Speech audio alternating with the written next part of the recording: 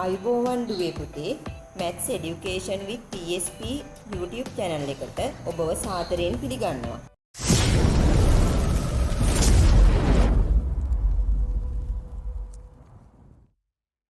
අද මම ඔයාලට මීට පෙර කතා කරපු 11 ශ්‍රේණියේ දෙවෙනි වාරය පළවෙනි පාඩම වන පෙළ පොතේ 9 වෙනි පාඩම ප්‍රතිශත පාඩමේ හීනවන ශේෂ ක්‍රමය ගැන අපි කතා කළා.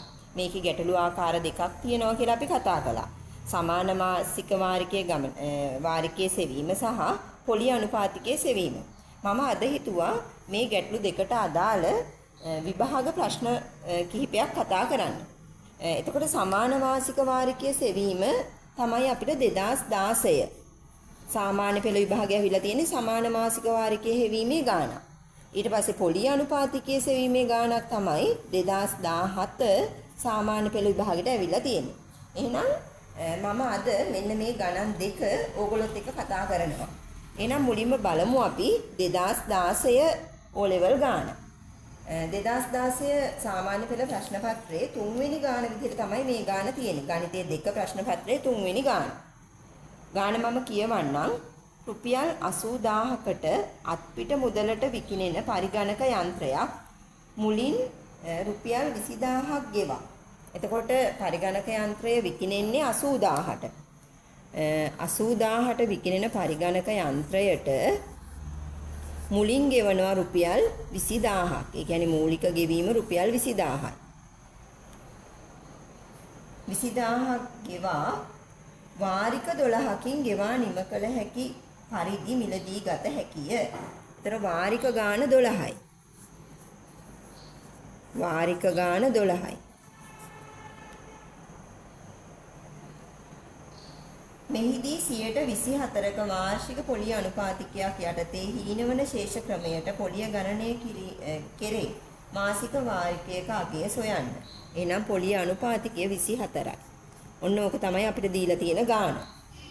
අපෙන් අහන්නේ සමාන මාසික වාරිකයක වටිනාකම. එතකොට දැන් මේක අර පළවෙනි ගැටළු ආකාරයට යන්නේ.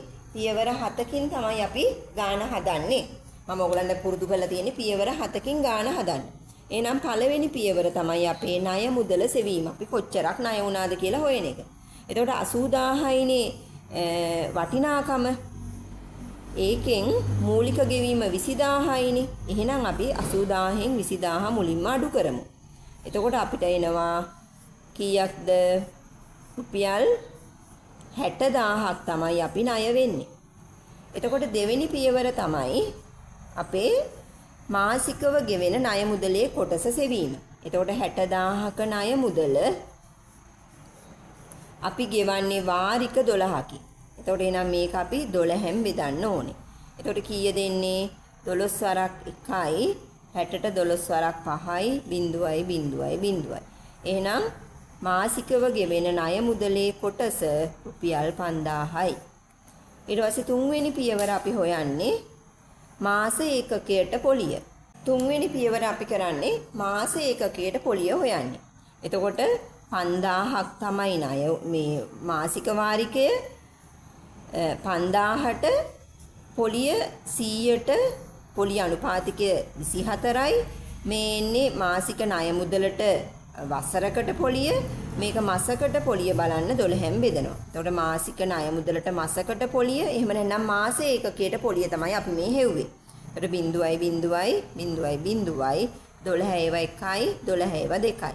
එතකොට එනවා රුපියල් 50 වරක් 2 සමානයි රුපියල් 100යි. එහෙනම් මාස ඒකකයට පොලිය රුපියල් 100යි. එහෙනම් හතරවෙනි පියවර මාස ඒකක ගණන. ඒ කියන්නේ n වරක් n ධන 1 බෙදීම 2. ඒතර n කියන්නේ වාරික ගණන. වාරික 12යි අපේ වාරික ගණන 12යි. එහෙනම් 12 වරක් 13 බෙදීම 2. ඒතර දෙකේවා 1යි දෙකේවා 6යි.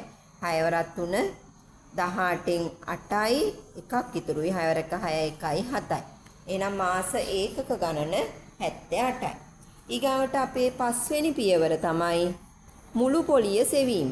එතකොට රුපියල් 100 ගානේ මාස ඒකකයට පොලිය රුපියල් 100යි. 100 ගානේ මාස එකක 78ක්. එහෙනම් රුපියල් 100 ගුණ කරන්න ඕනේ මාස ඒකක ගණන 78න්. එතකොට එනවා රුපියල් 7800ක්. මේ ණය මුදලින් නිදහස් වෙන්න, ඒ කියන්නේ රුපියල් 60000ක් වෙච්ච ණය මුදලෙන් නිදහස් වෙන්න අපි මේ ණය මුදල සහ මේ 7800ක පොලිය ගෙවන්න ඕනේ. එහෙනම් 6 වෙනි පියවර තමයි අපි ණයෙන් නිදහස් වෙන්න ගෙවන්න ඕන මුළු මුදල. එතකොට මේ 60000ක් ණය වුණා, ඒ මුදල ගෙවන්න ඕනේ. ඒ මුදලට පොලිය හැදෙනවා 7800ක්. මේ මුදල ගෙවන්න ඕනේ. එහෙනම් අපි ඔක්කොම ණයෙන් නිදහස් වෙන්න නම් ගෙවන්න ඕනේ 67800ක්. දැන් අපේ අවසාන පියවර 7 වෙනි පියවර තමයි සමාන මාසික වාරිකයක වටිනාකම. එහෙනම් මෙන්න මේ 67800ක මුදල ගෙවන්නේ අපි වාරික 12කින්. එහෙනම් 67800 බෙදන්න ඕනේ 12න්. අපි බෙදලා බලමු. 67800 බෙදන්න ඕනේ 12න්. 12 වරක් 5 60යි 7ක් ඉතුරු වෙනවා 78ට 12 වරක් 6 72යි 6ක් ඉතුරු වෙනවා 60ට 12 වරක් 5 60යි බිඳුවයි බිඳුවට බිඳුවයි. එහෙනම් කීයද වාරිකය? 5650යි. එහෙනම් මෙන්න මේක තමයි අපෙන් අහන්නේ සමාන මාසික වාරිකයක වටිනාකම. එහෙනම් සමාන මාසික වාරිකයක වටිනාකම 5650යි. හරි දුවේ පුතේ. එහෙනම් ඊගාවට මම ඔයගලන්ට කිව්වා 2017 ගාන අපි හදමු කියලා. 2017 ගාන කියන්නේ ඒකෙන් අහලා තියෙන්නේ අපේ දෙවෙනි ගැටළු ආකාරය, ඒ කියන්නේ පොලිය අනුපාතිකයේ සෙවීම. එහෙනම් මම ඊගාවට 2017 ගාන ඔයගොල්ලොත් එක්ක කතා කරනවා. 2017 දෙක පත්‍රය, ගණිතයේ දෙක ප්‍රශ්න පත්‍රයේ 3 වෙනි ගාන විදිහට තමයි මේ ගාන ඇවිල්ලා තියෙන්නේ. එහෙනම් අපි බලමු ඉස්සෙල්ලා ගාන. අල්මාරියක් අත්පිට මුදලට ගන්නා විට එහි මිල රුපියල් 30000කි. එහෙනම් අල්මාරියේ මිල රුපියල් 30000යි. එය මුදලින් රුපියල් 6000ක් ගෙවා ඉතිරි මුදල පොලිය සමග එක් වාරිකයක් රුපියල් 1100 බැගින්. ඒතර මුලින්ම ගෙවනවා යා 6000ක් මේ පළමු ගෙවීම, එහෙනම් මූලික ගෙවීම. ඊට පස්සේ වාරිකයක් 1100යි. මේ වාරිකය 1100 ගානේ වාරික 24කින් වාරික 24කින් තමයි මේ ගනුදෙනුව නිම කරන්නේ. රුපියල් 1100 බැගින් වන සමාන මාසික වාරික 24කින් ගෙවා නිම කළ හැකි පරිදිද මිලදී ගත හැකිය. මෙම ගෙවීම් ක්‍රමය සඳහා පොලිය ගණනය කරනු ලබන්නේ හීනවන ශේෂ ක්‍රමයට නම් අය කරනු ලබන වාර්ෂික පොලිය අනුපාතිකය ගණනය කරන්න. එතකොට වාර්ෂික පොලිය අනුපාතිකය අහන්නේ මේක 2017 ගාන 2017 O level වාර්ෂික පොලිය අනුපාතිකය අහන්නේ. එතකොට අපි වාර්ෂික පොලිය අනුපාතිකය හොයන්නේ කොහොමද? මාසික ණය මුදල මාසික ණය මුදල මාස ඒකකයට පොලිය ගුණ කිරීම 100% ගුණ කිරීම 12. එහෙනම් අපි මාසික ණය මුදල හොයන්න ඕනේ මුලින්ම. අපි දන්නවා අල්මාරිය වටිනාකම 30000යි, මූලික ගෙවීම 6000යි. එහෙනම් අපිට රුපියල් 30000න් රුපියල් 6000ක් අඩු කරාම එනවා ණය මුදල 10න් 6ක් 4යි. එහෙනම් මෙයා ණය වෙනවා මේ ගනුදෙනුවේදී රුපියල් 24000ක්. ඊගාවට අපිට හොයත හැකි මාසික ණය මුදල. ඊගාවට මම හොයනවා මාසික ණය මුදල. ඒතර මාසික ණය මුදල හොයන්න මේ ණය වෙච්ච 24000 ගෙවන්නේ වාරික 24කින්. ඒකින්ද මේක 24න් බෙදනවා. එතකොට කීය දෙන්නේ? රුපියල් 1000යි. එහෙනම් මාසික ණය මුදල රුපියල් 1000යි. එතකොට ඔන්න මේ යට කොටස හරි. එහෙනම් ඊගාට මාස ඒකකයට පොලිය හොයන්න එපා. මාස ඒකකයට පොලිය හොයන්න නම් අපි මුළු පොලිය හොයාගන්න ඕනේ. ඒතර මුළු පොලිය හොයන්න ඉස්සෙල්ලා අපි ගෙවන මුළු මුදල හොයන්න පුළුවන් නේ අපිට. 1100 ගානේ වාරික 24ක් නේ අපි ගෙවන්නේ. එහෙනම් අපි හොයමු ගෙවන මුළු මුදල. මම ඒක ලියන්නම් මුළු මුදල කියලා. අපි මේ ණයෙන් නිදහස් වෙන්න ගෙවන්න ඕන මුළු මුදල 1100 ගානේ වාරික 24ක්. එතකොට 0.0 11 4 44යි 4ක් ඉතුරුයි 11 2 22යි 4යි 26යි. එතකොට 26400ක් අපි ගෙවලා තමයි ණයෙන් නිදහස් වෙන්නේ. එතකොට අපි ණය උනේ 24000යි අපි ගෙවනවා 26400ක්. එහෙනම් මට දැන් පුළුවන් මුළු පොලිය හොයන්න. දැන් අපි බලමු මුළු පොලිය හොයන්නේ කොහොමද කියලා. මුළු පොලිය. ඒතර මුළු පොලිය හොයන්නේ මං ගෙවන්න ඕන මුළු මුදල 26400යි. නමුත් මම ණය උනේ 24000යි. එහෙනම් මේ දෙක අඩු කරාම එනවා 0.04යි. එතකොට මම එහෙනම් පොලිය විදිහට ගෙවන්න ඕනේ ඔක්කොම 2400ක්. එතකොට දැන් මට ඕනේ මාස ඒකකයට පොලිය හොයන්න. එහෙනම් මම මාස ඒකක ගාන හොයනවා. කොහොමද මාස ඒකක ගාන හොයන්නේ? n වරක් n ධන 1 බෙදීම 2. එතකොට කීයද n? වාරික 24යි. එහෙනම් 24 ගුණ කිරීම 25 බෙදීම 2. දෙවරක් 1යි දෙවරක් 12යි. 12 වරක් 5 8 0.6ක් ඉතුරුයි. 12 වරක් 2 24යි 6යි 300යි. එහෙනම් මාස ඒකක ගණන 300යි. මාස ඒකක ගණන 300යි. දැන් අපි හොයමු මාස ඒකකයට පොලිය. මාස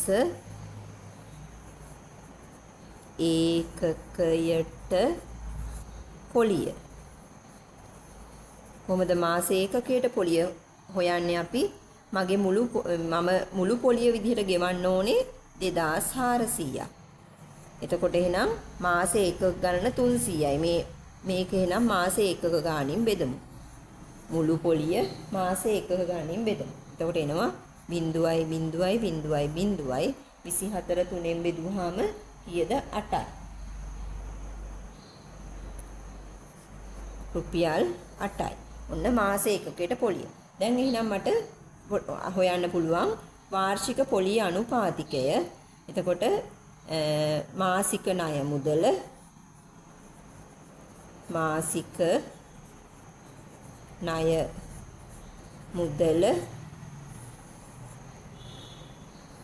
මාස